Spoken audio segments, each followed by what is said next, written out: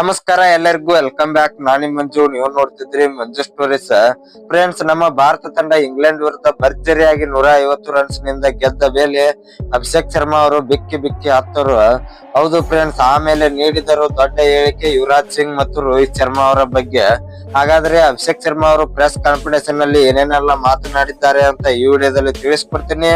ಅದಕ್ಕಿಂತ ಮುಂಚೆ ನೀವು ಇನ್ನೂ ನಮ್ಮ ಚಾನಲ್ ಅನ್ನು ಸಬ್ಸ್ಕ್ರೈಬ್ ಮಾಡಿಲ್ಲ ಅಂದ್ರೆ ಈ ಕೂಡಲೇ ಸಬ್ಸ್ಕ್ರೈಬ್ ಮಾಡಿ.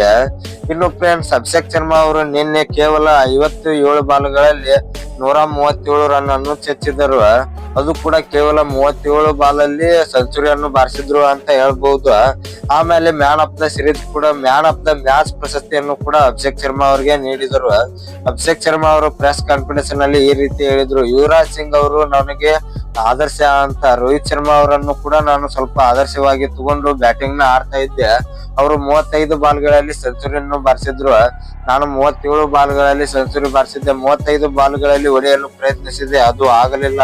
ಯುವರಾಜ್ ಸಿಂಗ್ ಅವರು ನನ್ನ ಕೋಚ್. ಹೌದು, ನಾನು ಯುವರಾಜ್ ಸಿಂಗ್ ಅವರ ಅಂಡರ್ ನಲ್ಲೇ ಬೆಳೆದಿದ್ದು.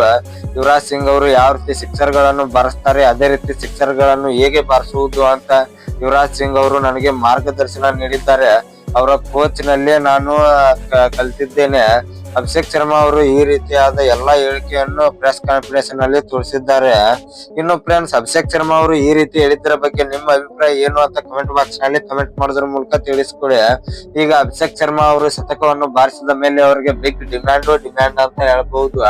ಹೌದು ಫ್ರೆಂಡ್ಸ್, ಎಲ್ಲಾ IPL ಫ್ರಾಂಚೈಸಿಗಳು ಅಭಿಷೇಕ್ ಶರ್ಮಾ ಅವರು ನಮ್ಮ ತಂಡದಲ್ಲಿ ಇಲ್ಲ ಅಂತ ಬೇಜಾರಾಗ್ತಾ ಇದ್ದಾರೆ. ಯಾಕಂದ್ರೆ ಆ ರೀತಿ ಸಿಡಿಲೊಬ್ಬರದ ಬ್ಯಾಟಿಂಗ್ ನ ಆಡ್ತಾ ಇದ್ದಾರೆ.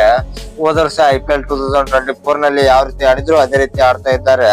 ಇನ್ನು ಈ ವಿಡಿಯೋ ಇಷ್ಟ ಆದ್ರೆ ಲೈಕ್ ಮಾಡಿ, ಶೇರ್ ಮಾಡಿ, ಸಬ್ಸ್ಕ್ರೈಬ್ ಮಾಡಿ. ನಮಸ್ಕಾರ ಫ್ರೆಂಡ್ಸ್.